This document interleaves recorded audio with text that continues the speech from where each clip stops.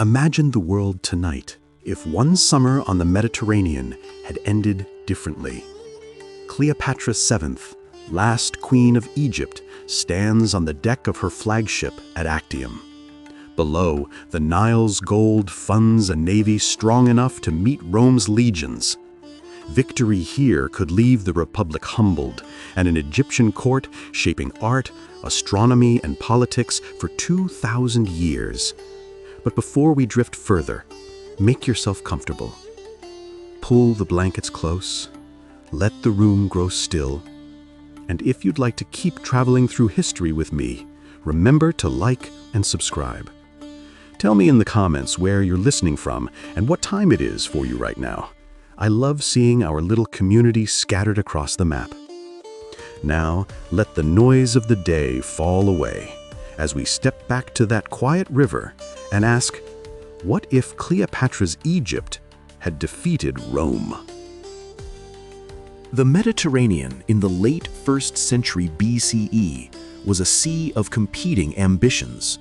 Rome's republic staggered under the weight of civil war.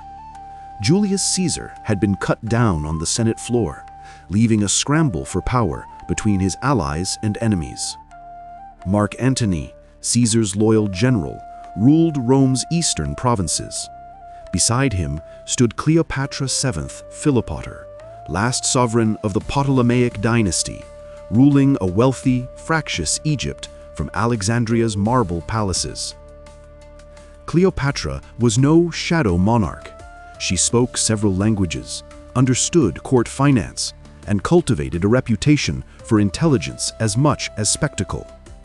The Nile Valley under her reign remained the breadbasket of the eastern Mediterranean, sending grain north to feed restless Roman cities.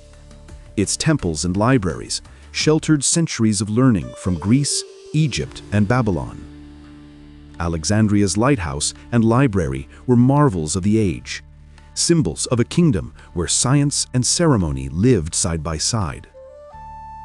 By 32 BCE, tension sharpened into war. Octavian, Caesar's adopted heir, secured the loyalty of Rome's Senate and legions. Antony, bound by loyalty and affection to Cleopatra, gathered his forces in Greece. Their fate hinged on a single naval encounter, the Battle of Actium. In our timeline, Actium ended with Antony and Cleopatra fleeing, their fleet scattered, Egypt soon falling to Roman control. But history is not made of inevitabilities. It is stitched together from choices, weather, morale, and luck. What if those threads had twisted differently? Some historians note that Antony's fleet was heavier and slower, but also sturdier than Octavian's. A sudden wind shift or a more disciplined command might have allowed Egyptian ships to close the gap and ram their opponents before the lighter Roman craft could circle. Egypt's stores of grain and gold were vast. A prolonged standoff could have starved Octavian's army while feeding their own. Had Actium gone the other way, Octavian's legitimacy in Rome would have wavered. Civil war fatigue could have opened doors for negotiation. A triumphant Cleopatra, holding control of the sea lanes, might have dictated peace terms that left Rome dependent on Nile grain, while Egypt kept its throne and allies in the Levant and Asia Minor. Picture Alexandria in the weeks after such a victory. Lanterns glow along the harbor walls. Traders crowd the causeway to the island of Pharos. Inside the palace, scribes tally cargo from triumphant galleys. Priests of Isis offer prayers of thanksgiving, beside Greek philosophers debating how the world had turned. For the first time in centuries, an African kingdom, not a city on the Tiger, would set the agenda for the Mediterranean. With Rome checked at sea, Cleopatra's court would have faced a different challenge, turning a battlefield success into lasting power. The queen was already seasoned at politics. Her rise to the throne, shared briefly with siblings, had demanded sharp instinct and unflinching resolve. She understood that Egypt's wealth was only as secure as its alliances. A Roman faction beaten on the water might still regroup on land. To keep her victory, she would need more than ships. Cleopatra's advantage lay in geography and grain. The Nile's floods, carefully measured by priests with centuries of records, guaranteed steady harvests in good years. The fertile delta supplied not just Egypt, but most of the eastern Mediterranean's bread. Whoever held those shipments could bargain with every hungry city from Athens to Antioch. A queen controlling that supply would have leverage even over a proud senate. Alexandria itself was a jewel worth defending. Founded by Alexander the Great, it had grown into a metropolis of broad avenues, courtyards shaded with sycamores, and colonnaded libraries filled with papyrus rolls. The city's lighthouse, the Pharos, cast its beam across the harbor, guiding merchant ships from as far as Gaul and India. A court that ruled from such a hub was poised to direct commerce, scholarship, and diplomacy. Mark Antony's role would also have shifted. No longer a fugitive general, he might have negotiated from strength, presenting himself as a mediator between Cleopatra's Egypt and a weary Roman elite. Rome had often relied on strong patrons in the East, and Antony, returned with victory, could propose a partnership rather than conquest. Cleopatra, for her part, had shown skill in weaving personal bonds into statecraft. Their alliance, marital, political, and military, would have been the linchpin of a new Mediterranean order. Still, the queen's path would not be simple. Egypt's own traditions demanded care. The priesthood of Ptah and Amun, landowners in the Nile Valley, expected a ruler to respect ancient rites even as she courted Hellenistic philosophers. Cleopatra had walked that line for years, presenting herself as both Greek monarch and living goddess. A post-Actium triumph would press her to blend those identities into a symbol of stability, convincing farmers in Upper Egypt and scholars in the Museion that their futures were tied to her house. The regional map also promised turbulence. Parthia, Rome's eastern rival, had long eyed Syria and Judea. A resurgent Egypt might tempt them to probe Roman weakness or seek an alliance along Mesopotamia's rivers. To the south, Kushite kings watched for signs of opportunity along the Nubian frontier. Even across the Red Sea, merchants from India and Arabia would have adjusted their sails toward a court now flush with ambition. This is where imagination and evidence intertwine. The Ptolemaic dynasty, though Greek by origin, had endured nearly 3 centuries in Egypt by adopting local customs and investing in scholarship. Under Cleopatra, that tradition reached its height. A surviving trove of papyri shows her interest in taxes, shipping, and temple endowments. She spoke Egyptian as well as Greek, a rarity among her line, suggesting she valued the loyalty of native subjects. Given room to consolidate after Actium, she might have launched reforms aimed at weaving Egypt's diverse peoples into a single fabric, lightening some levies to win favor while tightening control over ports and caravans. One can imagine the first autumn after victory. Barges glide along canals heavy with barley and flax. In Alexandria, artisans carve scenes of the sea battle into temple walls, blending hieroglyphs with Greek captions. Philosophers in the museum debate how fate bends when leaders seize their moment. And in the royal audience hall, the queen sits beneath a gilded ceiling, a papyrus scroll open before her, planning envoys to Athens, Tyre, and even distant Hispania. If history had taken that bend, the Mediterranean would have entered an age with the Nile as its axis. Rome, still powerful but chastened, might have learned to share influence rather than consume it. The Roman appetite for expansion would meet an Egyptian insistence on partnership, an equilibrium unknown to later centuries. The seeds of an alternate empire, part African, part Hellenistic, rooted in the rhythms of the river, would be planted in that first calm after war. As the first season after Actium draws to a close, the delta breathes in quiet prosperity. Granaries brim with new harvests, and fleets rest at anchor along Alexandria stone quays. Messengers ride out towards Syria and Greece, bearing word of a peace sealed not by surrender, but by Egyptian endurance. Rome, unsettled but unbroken, watches from across the sea, gauging how far the Queen of the Nile might press her advantage. What matters most in this moment is not a single battle, but the shift beneath it. For the first time in centuries, the currents of Mediterranean power tilt southward, toward a river that has outlasted kingdoms and empires alike. Cleopatra's triumph would have been more than a military reprieve. It could have been the hinge on which the story of Europe, Africa, and Asia turned. This is where our path begins. Ahead lies a world remade by that narrow escape, an Egypt free to nurture learning, to shape the faiths and politics of its neighbors, to stand as a partner rather than a prize. From these waters, calm under a late sun, we set out to follow the Nile's imagined future, to see how art, astronomy, and the very map of civilization might look if a queen's banners had flown high over Rome's ambitions. The Nile was more than a river. To Egypt, it was a calendar, a road, and a promise. Every July, its waters rose, spilling dark silt over the floodplain.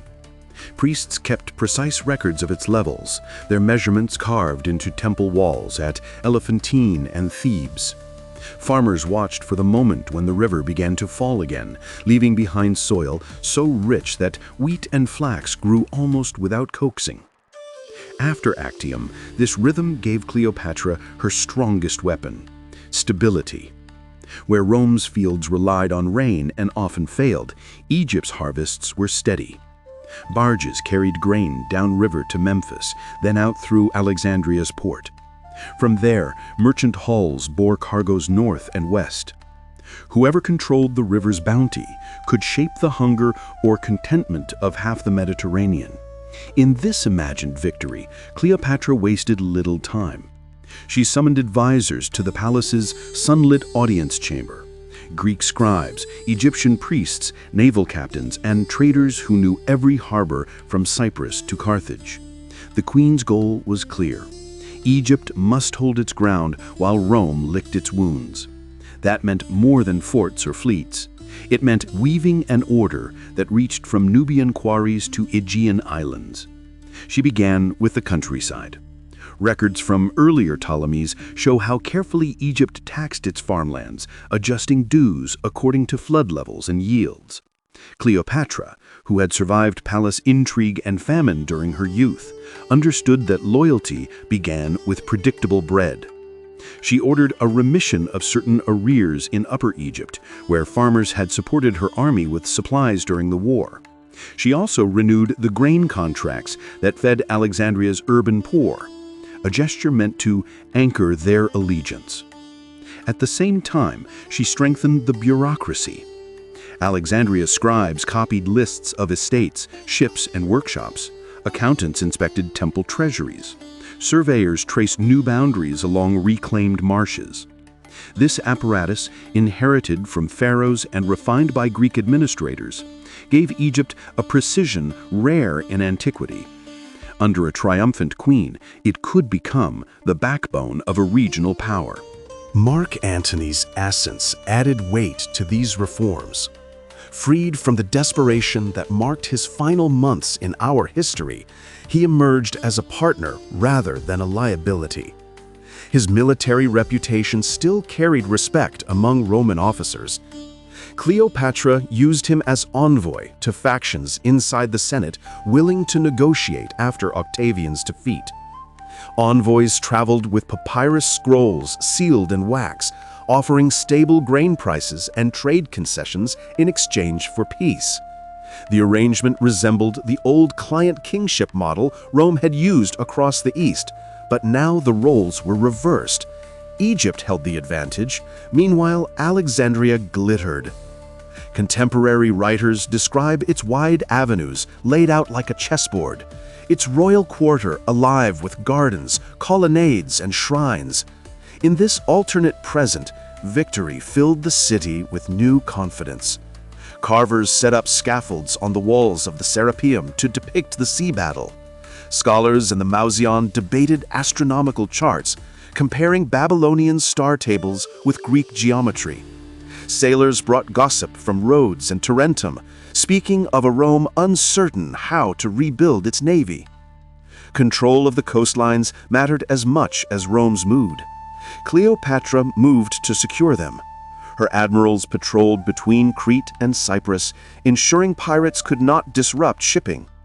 Garrisons along the Levant watched for signs of Parthian intrigue. Envoys reached the Nabatean court in Petra, inviting caravans to bring incense and textiles to Egyptian harbors rather than Roman Syria. Even merchants from distant India found reason to favor Alexandria, where customs were lighter and markets wider. The queen also cultivated Egypt's layered culture. She had long balanced two identities: Macedonian heir to Alexander's conquests and pharaonic monarch in the line of Isis. After her triumph, she leaned further into the fusion. Public ceremonies featured both Greek hymns and Egyptian processions. She commissioned statues portraying herself with the vulture crown of Upper Egypt and the flowing robes of a Hellenistic ruler. To the priests of Amun at Karnak, this display confirmed their goddess queen stood with tradition. To the philosophers by the harbor, it suggested a cosmopolitan monarch ready to guide a wider world. Not all hearts were won. Some Alexandrian elites feared that favoring native customs would dilute their privileges. Across the sea, Octavian's allies whispered of revenge. But for the moment, fatigue weighed heavier than ambition. A treaty slowly emerged. Rome would recognize Egyptian sovereignty over its old Ptolemaic holdings, Cyprus, Cyrenaica, parts of Syria, in exchange for steady grain and a promise not to fund Roman dissidents. With security at her back, Cleopatra turned to what the Ptolemies had always prized: knowledge. The Library of Alexandria, though often romanticized, truly housed an unrivaled collection of texts. In this new age, it became a beacon once more. Royal funding hired copyists to preserve works from Homer to Indian mathematics. Scholars cataloged Egyptian medical papyri alongside treatises from Carthage and Athens. Astronomy flourished under court patronage. Careful observation of the heavens might refine calendars and navigation alike. A quiet revolution brewed in workshops near the royal quarter. Artisans experimented with presses for papyrus sheets, seeking faster ways to duplicate texts. Mathematicians studied the mechanics behind Hero's aeolipile, the primitive steam device described a generation later in our timeline. With a patroness unafraid of novelty, such devices might find uses beyond temple tricks, lifting water, turning mills, even powering stagecraft in the city's theaters. Beyond Alexandria, provincial towns felt the ripple of victory. In Memphis and Hermopolis, priests restored neglected shrines, hoping to earn royal grants. Farmers built sturdier dikes along the canals, confident taxes would match the year's abundance. Craftsmen in Fayum modeled new amphoras stamped with royal symbols, celebrating the year of the great victory. South along the river, relations with Nubia took a new tone.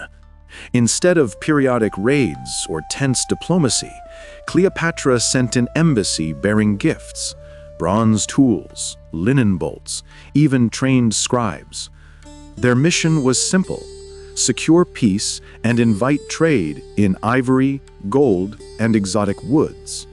Some Kushite leaders, weary of Rome's meddling along the Red Sea, welcomed the chance to deal with a stable neighbor. Through all of this, the queen kept one eye on Rome. Octavian, though beaten, remained a shrewd politician. He worked to calm unrest in Italy, courting veterans with land grants. Spies carried word of his speeches, in which he promised to restore the Republic's honor. Cleopatra's council debated whether he might seek another war. Antony argued that exhaustion would keep Rome cautious for a decade at least. The queen, practical as ever, ordered reserves of grain set aside in case events proved him wrong. In quieter hours, she walked the palace gardens, where pools reflected pomegranate trees and carved sphinxes. Attendants recorded petitions from scholars seeking funding, or from merchants hoping to bypass port duties. A small theater inside the palace hosted readings of new poetry in both Greek and Egyptian. The court's rhythm felt like an echo of earlier golden ages, when the first Ptolemies sponsored mathematicians like Euclid and engineers like Ctesibius. What difference would such stability make over years? Trade routes, once tied to Rome, might bend southward. Greek settlers could find Egyptian service more profitable than Italian estates. Even Roman writers, imagine a Livy or Virgil, might spend seasons in Alexandria, shaping histories and epics that praise cooperation over conquest. Religions, too, would feel the Nile's pull. The cult of Isis already flourished in many ports. A victorious queen could lend its state patronage across the Mediterranean, preparing the soil for spiritual ideas that blended ritual, ethics, and personal devotion. Early Christian communities, still forming, might grow in dialogue with Egyptian mysticism rather than in opposition to imperial rule. By the end of Cleopatra's second year as undisputed monarch, the outlines of a Nile-centered commonwealth were visible. Its reach extended from Cyrene's olive groves to Judean hill towns, from Aegean vineyards to Nubian mines. Each province knew its prosperity depended on barges sliding through the same calm current. Authority radiated not from a single fortress, but from a network of harbors, warehouses, and temples bound by contracts and shared interests. And always, at the center, the queen herself, sharp-eyed, poised, carrying the weight of two civilizations. She had turned a fragile alliance into a throne supported by law, grain, and learning. Her power rested not merely on fleets, but on the quiet conviction that Egypt could feed, teach, and steady a restless world. As dusk settled over Alexandria, the Pharos cast its steady light beyond the harbor mouth. Ships rode at anchor, their masts a forest against the fading sky. Somewhere within the palace, Cleopatra reviewed reports, tallies of wheat, lists of scholars admitted to royal patronage, dispatches from Rome suggesting Octavian had retreated to rebuild domestic favor. The queen set aside her stylus and gazed toward the lighthouse beam. That calm glow symbolized more than safety for sailors. It marked the birth of an order built on the river's constancy, a realm where learning and diplomacy might grow as predictably as the Nile's flood. For now, peace held. The Queen of Egypt, mistress of the grain fleets and patron of the ancient world's brightest minds, stood ready to guide an age that, in another history, never came to be. If grain fed Cleopatra's Egypt, ideas gave it a soul. By the third year of her reign after Actium, the queen had secured her borders and calmed her rivals. Now she turned inward, toward the life of the mind, and outward again toward the sacred. In her vision, learning and worship were not rivals, but companions. Together, they could anchor a civilization stretching from Nubia to the Aegean. Alexandria had always been a city of questions. Its grid of sunlit streets led visitors toward the royal quarter, where the library and the Mausoleum stood side by side with temples to Serapis, Isis, and the old gods of Greece. Scribes copied rolls of Homer, while priests prepared incense before statues of Apis and Anubis. To walk through the district was to hear both stylus scratches and chanting voices, to smell papyrus dust and cedar smoke in the same breath. Cleopatra knew the power hidden in that mixture. Her ancestors had treated knowledge as a form of statecraft. The first Ptolemy gathered scholars to map the heavens, translate Hebrew scriptures, and catalog plants. Later kings funded hydraulic experiments that improved irrigation. Even stagecraft, with its hidden pulleys and fire-fed engines, owed much to royal grants. A stable kingdom could afford to be curious. The queen convened a new circle in the palace gardens: mathematicians, physicians, philosophers, and temple readers. Records describe similar gatherings under earlier rulers, but this one had an urgency born of her improbable survival. They met under awnings striped with indigo and white, sharing wine cooled in jars packed with Nile ice. Some wore Greek chitons, others linen kilts, still others the plain wool of Judean scribes. Their charge was to imagine a future where Alexandria surpassed even Athens in wisdom. At the library, Chief Librarian Didymus the Younger oversaw an ambitious project. Couriers traveled as far as Pergamon and Antioch to buy or borrow texts. Indian merchants arriving at the Red Sea brought palm leaf manuscripts on astronomy and medicine. Babylonian tablets arrived by caravan through Palmyra. Scribes carefully transcribed each work onto smooth Egyptian papyrus, noting origin and script. In airy colonnades, catalogers debated how to classify new sciences. Where should one place the study of water pressure, or a treatise on healing with spices? Within these halls, an idea began to spread: that the elements of nature could be measured, predicted, even bent to serve practical ends. Hero of Alexandria, a clever mechanic, presented a device using heated water to spin a metal sphere. Under Cleopatra's patronage, he and other artisans tested valves, gears, and counterweights. Their work supplied the theater with wonders: doors that opened as if by command, fountains that shifted flow at a touch. But the queen sensed broader uses. She encouraged experiments in raising water from low fields, grinding grain, and ventilating ship holds. This blossoming of research carried a subtle political weight. By supporting scholars from many lands, Cleopatra positioned Egypt as a crossroads rather than an outpost. Students from Rhodes and Massalia rubbed shoulders with priests from Thebes and engineers from Kush. Even a few cautious Romans arrived, seeking refuge from Octavian's stern reforms. In workshops near the harbor, they learned to blend Greek geometry with Egyptian surveying techniques, producing instruments accurate enough to redraw coastlines. Religion evolved alongside inquiry.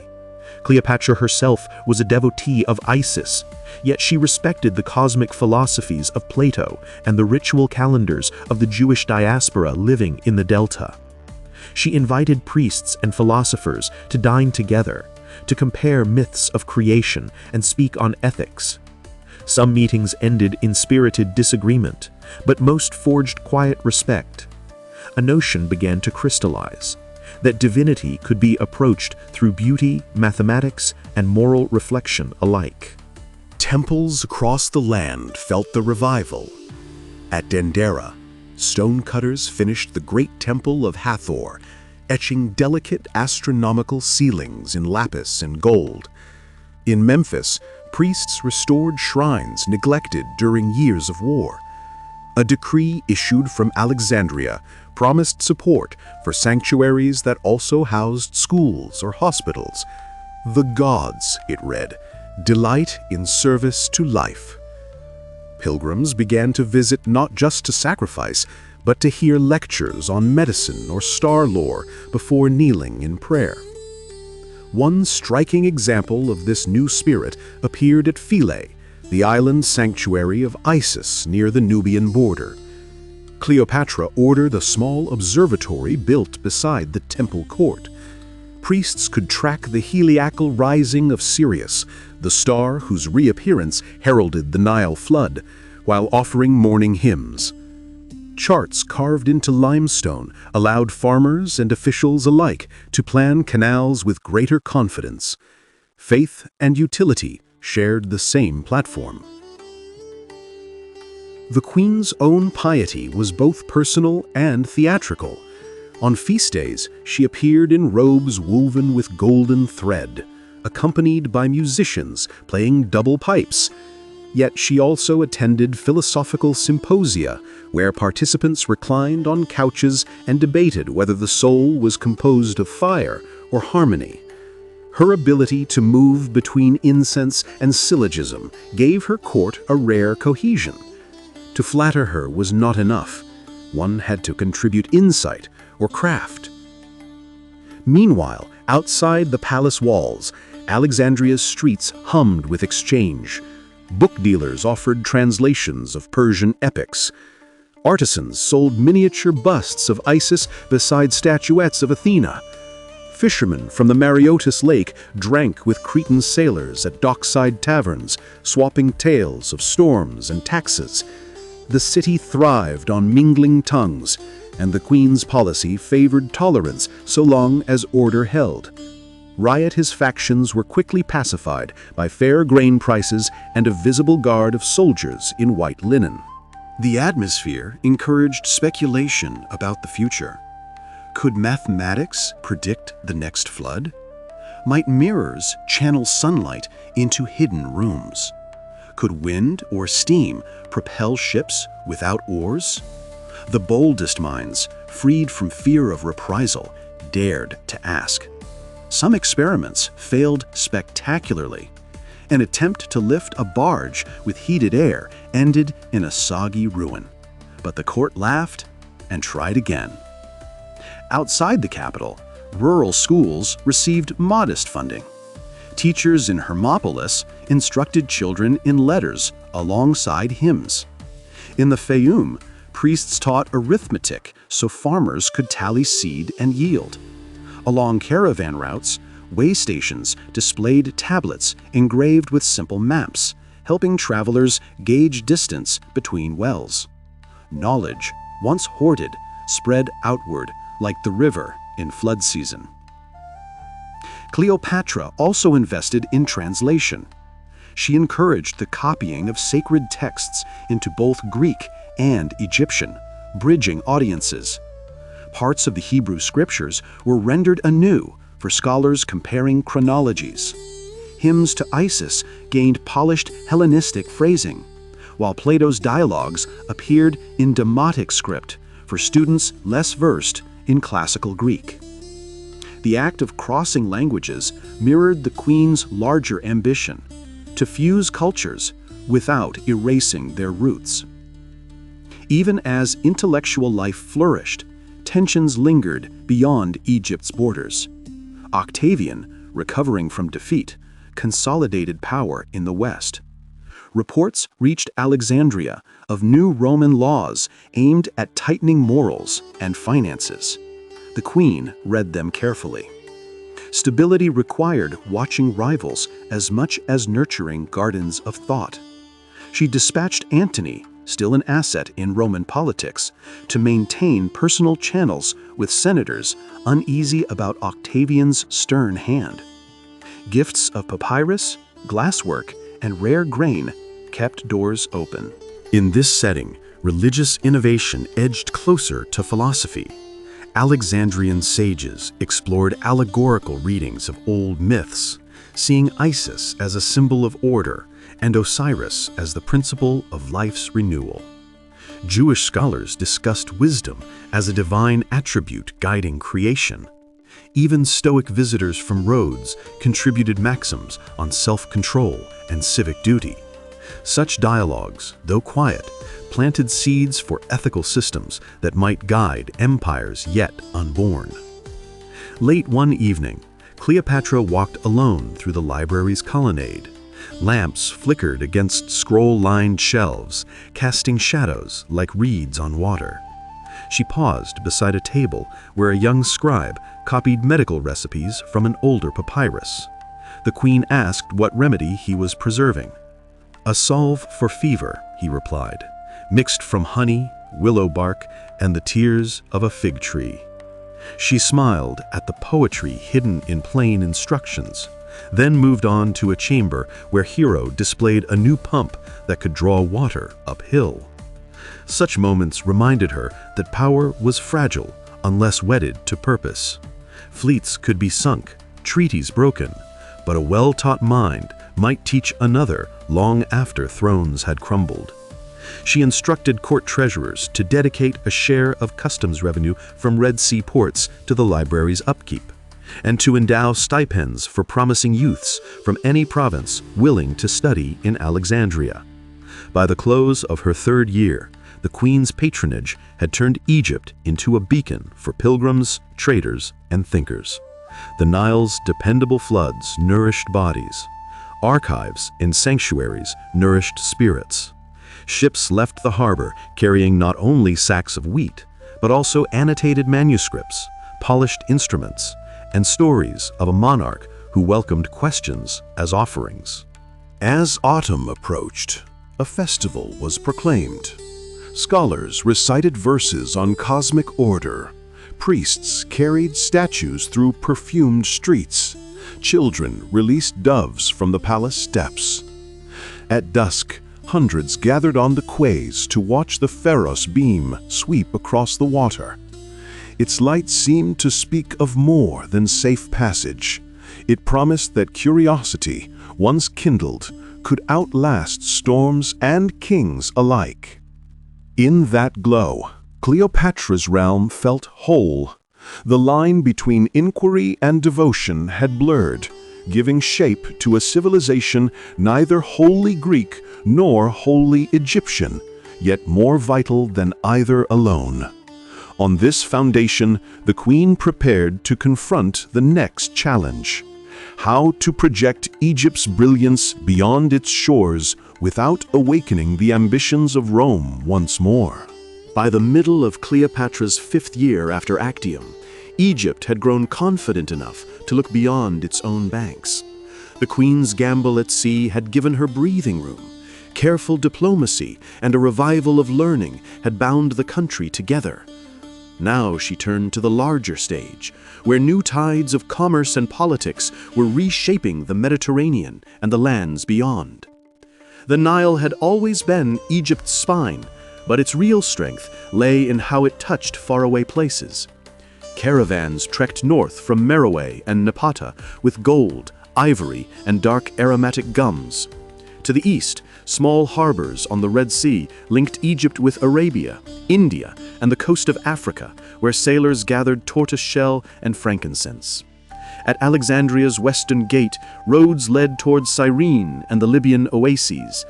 The Queen's task was to weave these threads into a single fabric, sturdy enough to withstand storms from Rome or Parthia. She began with shipping. The shipwrights who had rebuilt her fleet after Actium now turned their skills to merchant craft. Hulls were broadened for cargo.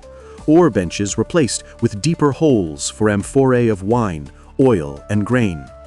Greek captains brought designs from Rhodes and the Aegean, while Nubian carpenters taught how to strengthen seams with strips of palm fiber.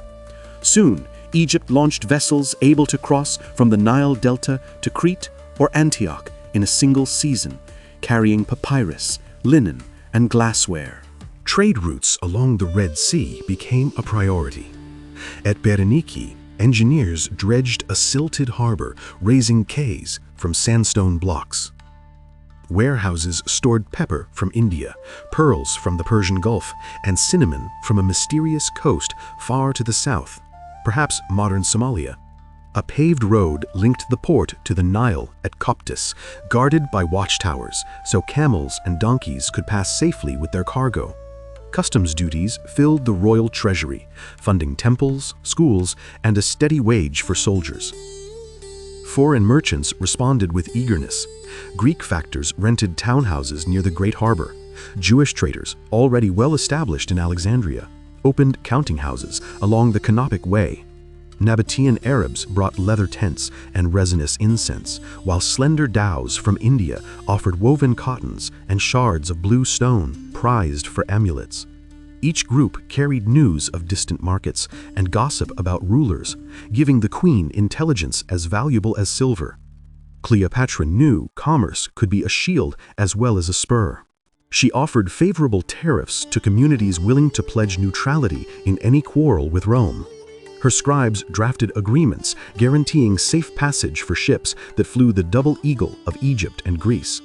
In Cyprus and on the Levantine coast, harbor masters welcomed Alexandrian convoys as symbols of stability amid a fragile peace. Yet she did not rely only on markets. Diplomacy became an art as refined as geometry. Mark Antony, restored to partial favor among some Roman senators, acted as her quiet envoy.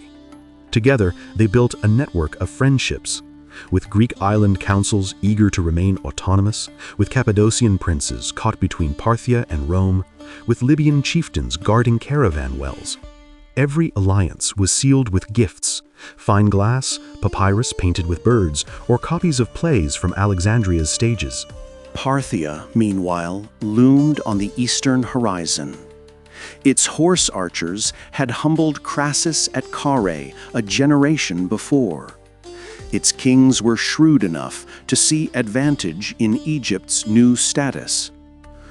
Cleopatra dispatched ambassadors bearing silk and barley wine, suggesting a pact of mutual restraint.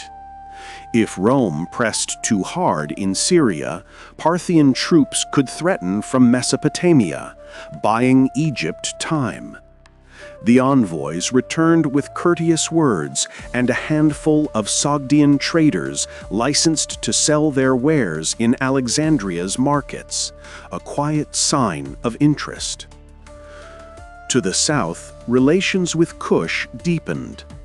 Queen Ammonaraenis, ruling from Meroe, sent emissaries bearing carved ivory and a young giraffe whose long lashes delighted Alexandria's children.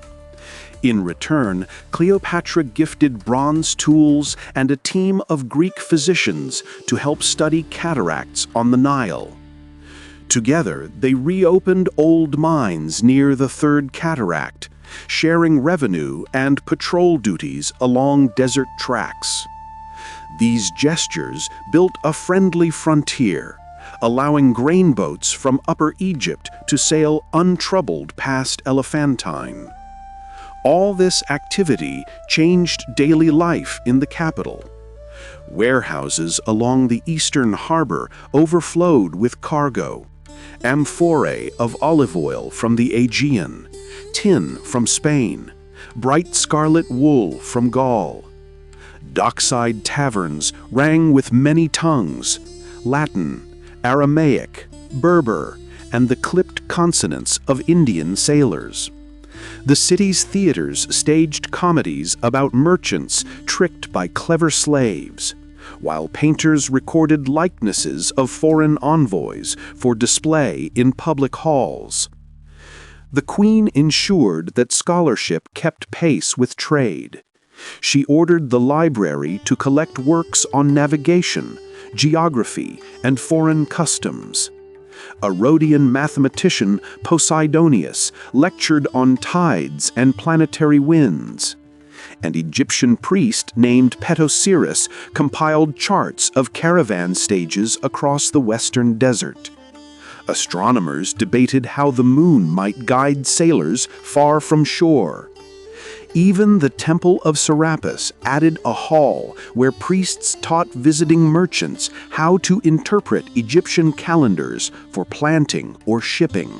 Beyond Alexandria, provincial towns felt the ripple. In Memphis, tax registers show increased payments from pottery guilds exporting jars upriver. In the Fayum, farmers planted new rows of vines, hoping to sell wine to passing traders. At Dendera, sculptors carved scenes of ships laden with exotic animals into temple walls, blending piety with commercial pride. Villages that once looked only to the flood began to sense they were part of something larger, a ring of waters and roads binding 3 continents. But the queen never lost sight of Rome. Octavian, soon to call himself Augustus, was rebuilding his reputation after defeat. He tightened discipline in Italy, rewarded veterans with land, and cultivated allies among provincial governors. Cleopatra's spies warned that some senators still thirsted for revenge, seeing Egypt as an upstart power. To forestall aggression, she maintained a steady stream of embassies and gifts, emphasizing mutual benefit. Rome's artisans needed papyrus and Nile wheat. Egypt welcomed silver coinage and iron tools. A delicate balance emerged. Rome respected Egyptian shipping because its own markets depended on them. Merchants, less ideological than politicians, lobbied for calm seas and open harbors. The more Alexandria became indispensable to Italian breadbaskets and Eastern luxuries, the harder it was for any consul to argue for war. Culturally, this era produced an unexpected bloom. Poets from Rhodes composed odes to the Nile's grandeur. Sculptors in Antioch copied Egyptian lotus motifs for garden fountains. Philosophers in Athens debated the Alexandrian Compromise, a phrase describing how different peoples might live under shared laws without erasing their own customs. Such exchanges hinted that Cleopatra's court was doing more than accumulating wealth. It was shaping a cosmopolitan ethic. Even religion found room to adapt. Pilgrims who once came solely to honor Isis or Serapis now lingered to watch public debates on ethics or astronomy. Temples along the coast hosted seasonal fairs where traders set up stalls between processional routes.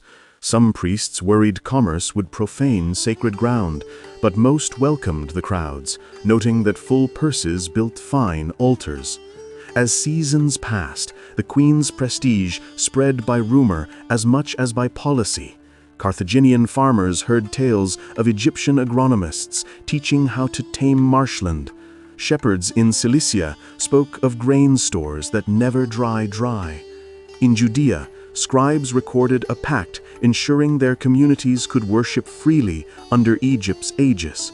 Even in the Alps, merchants mentioned a southern queen whose ships guaranteed safe wintering in Mediterranean ports. For Cleopatra, the achievement lay not in conquest, but connection. She had watched Caesar and Pompey chase glory through battlefields strewn with ruin. Her victory at Actium had been necessary, yet she sought another kind of triumph, to make Egypt so woven into the life of nations that pulling it apart would harm everyone.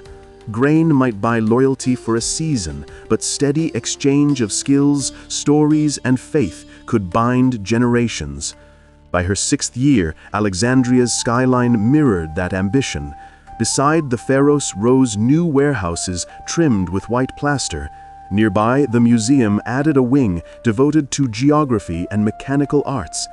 The city's planners extended quays along the lake to handle barge traffic from inland farms.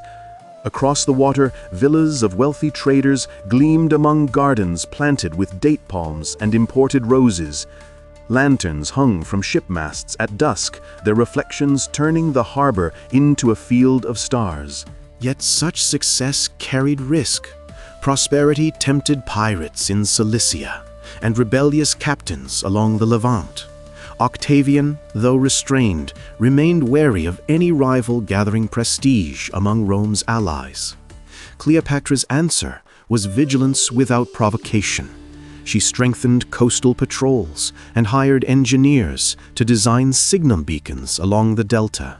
She also arranged marriages between minor nobles of Egypt and families in Syria and Crete, knitting human bonds where treaties might fray.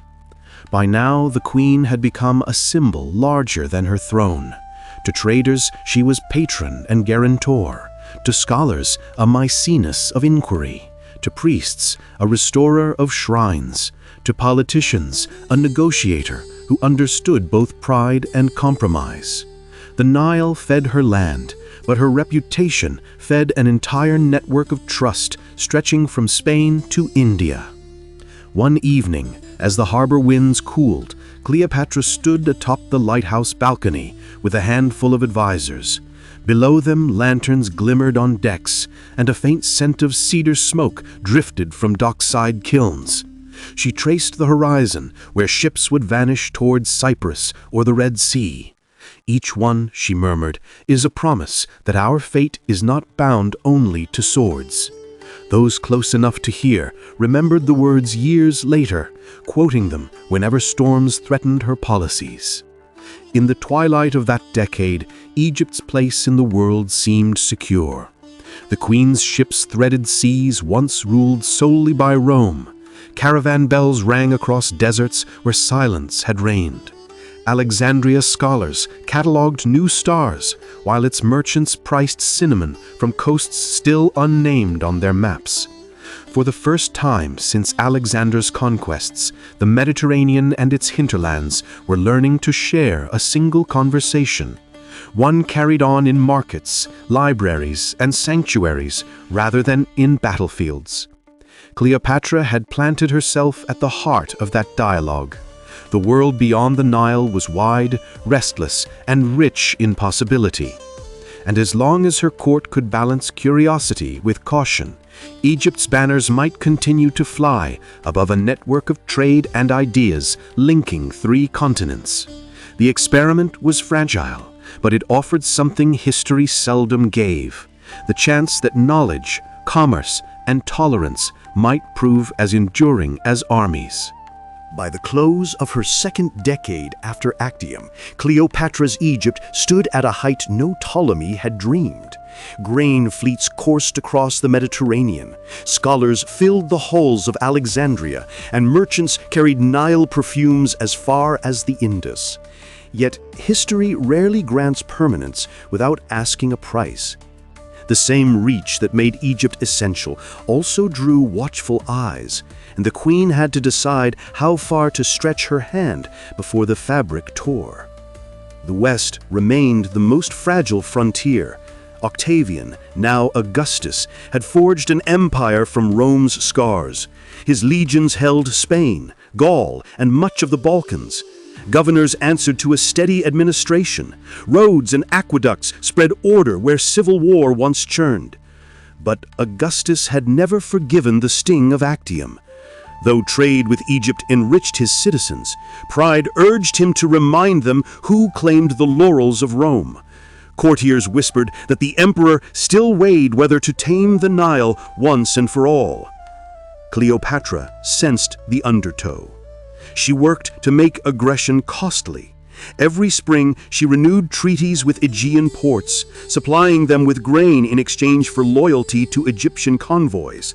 Roman merchants, addicted to Alexandrian papyrus and Red Sea spices, lobbied their senate for calm. Even so, skirmishes flickered along Cypriot shores, and spies reported that Roman admirals debated blockades in secret councils.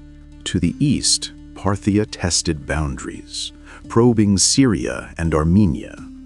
Their kings offered polite letters while shifting cavalry near the Euphrates.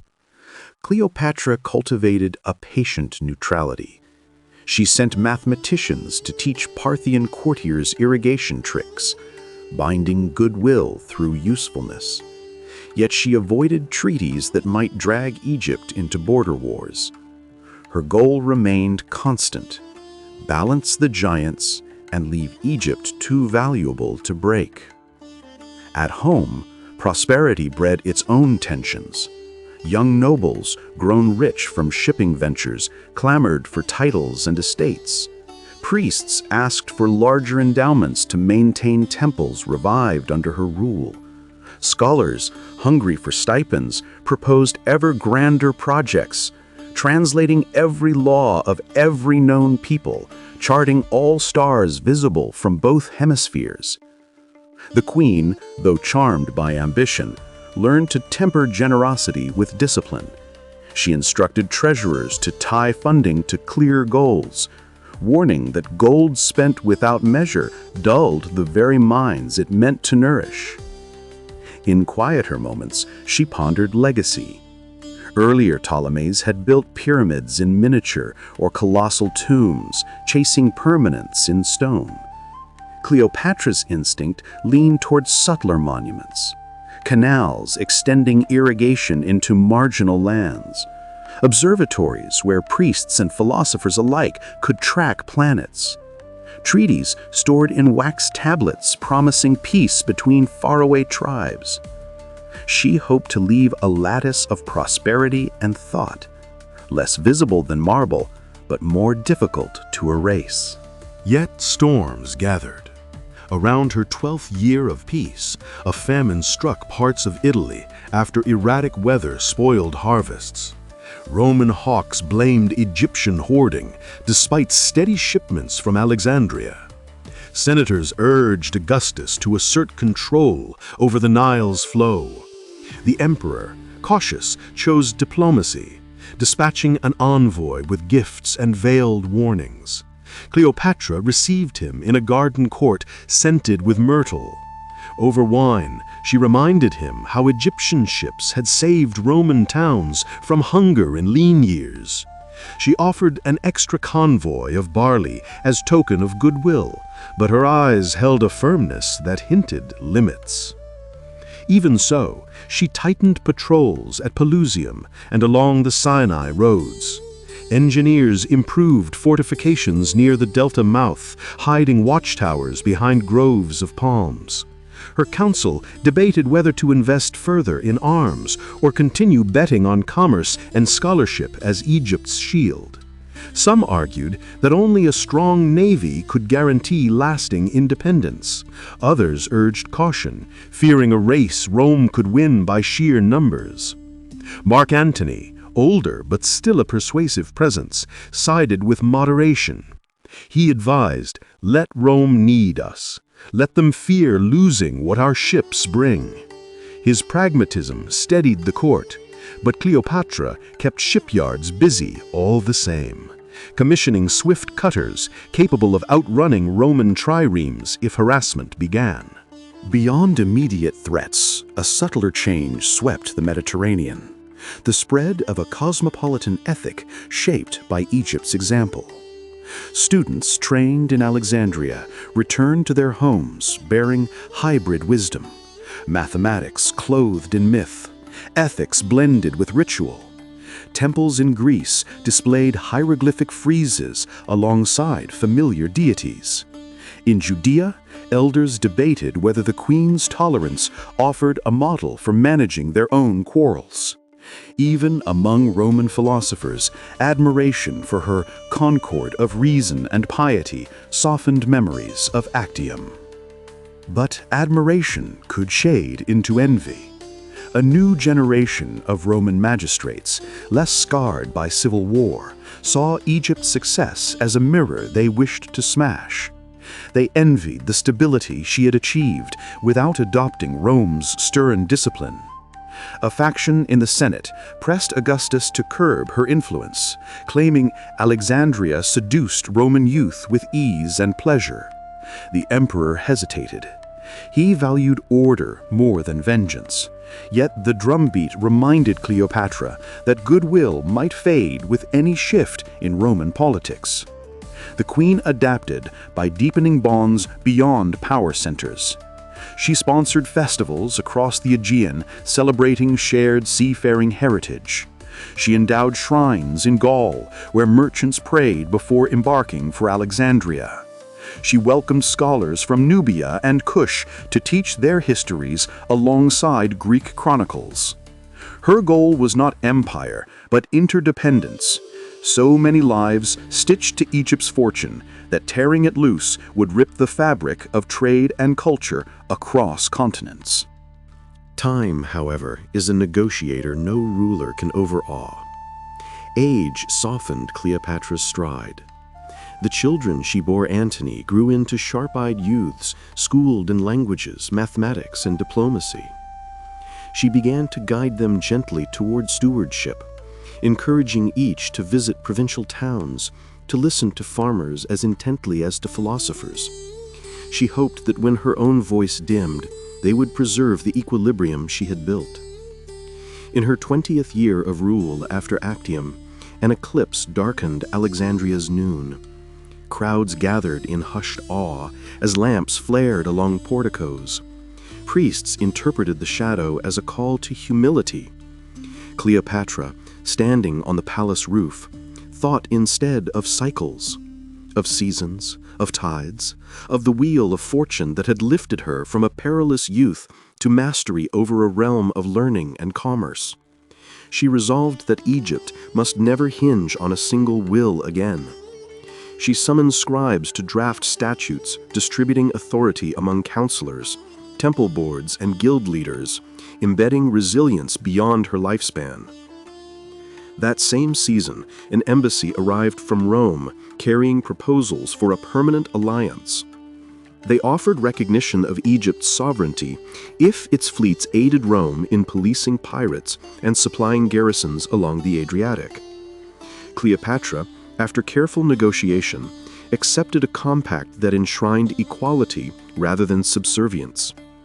Rome would acknowledge Egypt as a partner state. In return, Egyptian grain and ships would steady imperial frontiers. The accord marked a turning point. Egypt ceased to be a tempting conquest and became a cornerstone of Mediterranean stability. With danger eased, the queen devoted her last energies to patronage. She funded a new wing at the library, dedicated to histories of peoples, gathering oral lore from traders and envoys. She endowed observatories along the Nile, ensuring astronomers could track comets and eclipses long after her reign. She even supported artists who recorded scenes of market squares and lecture halls, ordinary life elevated as proof of civilization's quiet triumph over chaos. When at last illness slowed her, Cleopatra retreated to a pavilion overlooking the harbor. There, lulled by gull cries and the hiss of waves against stone, she dictated reflections for her heirs.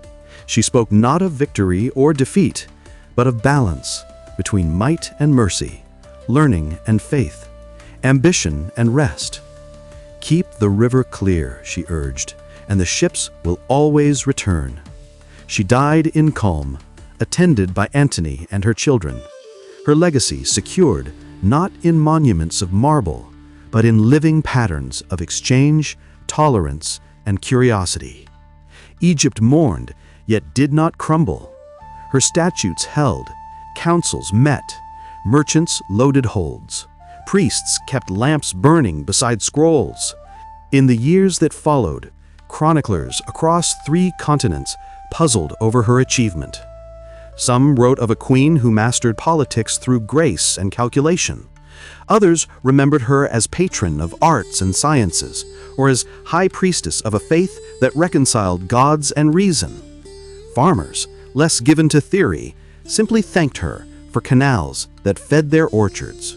History, in this alternate thread, would later measure her reign not just by survival against Rome, but by the civilization she coaxed from fragile beginnings. She had proved that a state might thrive through persuasion, scholarship, and generosity, even while girded for defense. Under her hand, the Nile kingdom flowered into a peaceful power, shaping art, astronomy, and politics far beyond its shores. Looking back across the centuries, one might stand on the same Pharos balcony where she once gazed over lantern-lit waters. The harbor would gleam with the echoes of her choices, ships ferrying goods and ideas, voices debating under colonnades, the steady pulse of a people who learned, for a precious span of time, that wisdom could govern as surely as the sword. That was Cleopatra's true triumph, and the world, having felt its warmth, would never quite forget. And so, in this quiet strand of history, Cleopatra's Egypt does not fade into Rome's shadow. It endures, a patient kingdom guiding art, science, and diplomacy across seas and deserts. Her triumph is not only that she held the legions at bay, but that she left a world better tended, a little more thoughtful, a little more at peace. The Nile keeps flowing beneath stars charted by her astronomers. Grain ships glide through moonlit waters. In the libraries of Alexandria, the murmur of scholars blends with the rustle of papyrus, carrying forward the calm order she built. This is the legacy of a queen who proved that power, when tempered by wisdom and grace, could shape history without drowning it in blood. For a span of time, the world learned that strength need not roar. Sometimes it can speak softly and still endure. For now, may the night be gentle, and may the wisdom of the past keep you company until morning.